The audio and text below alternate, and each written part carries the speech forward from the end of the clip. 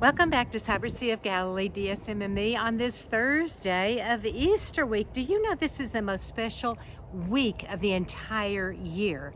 Other things don't have an octave. We mentioned this a little bit yesterday, but I just want you to realize as we are living through this, relish this week of graces. Now, Luke's Gospel again today, and this is chapter 24, teaches us again about the virtue of the surprise of God. When things are looking dead and like there's going to be no resurrection occurring, all of a sudden we have a resurrection. So here are the disciples, and they are together and they are talking with one another, and I'm sure their hearts are like, what do we do now? And what did all this mean? And what is our role? And remember how he said this, that, and the other, and just probably the confusion and the joy and the mystery and the overwhelmness. Like, can we mortals bear this kind of faith? Who am I to be given these graces ultimately? Which we all should ask that question. When all of a sudden, right in the midst, here he comes, and he just appears there. And he asks them a simple question. Do you have any food to eat? And they're like, oh my gosh, he's a resurrected person. And he's hungry? He wants to eat? And so they bring fish, and they cook the fish, and he eats the fish in front of them. Now, we could take this on so many different beautiful levels. There he is in the midst of them, just like old times, except he died and he's risen.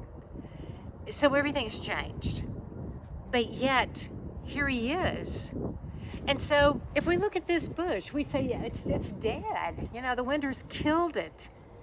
And yet, if we look really closely, which I hope you can see, there are buds all over this little bush. It's not dead. It will be coming back. And again, what does that really tell us?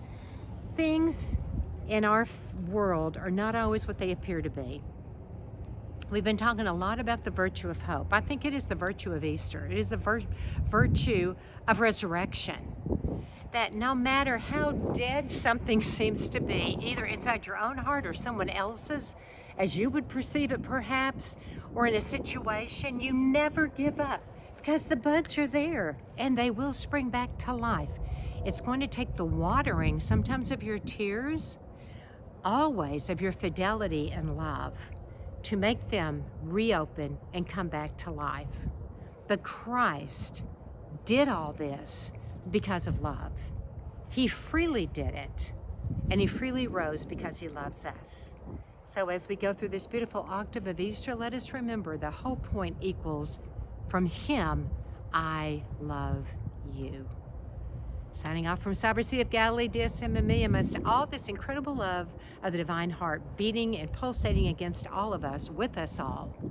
Stay in the heart of Mary next to her Son.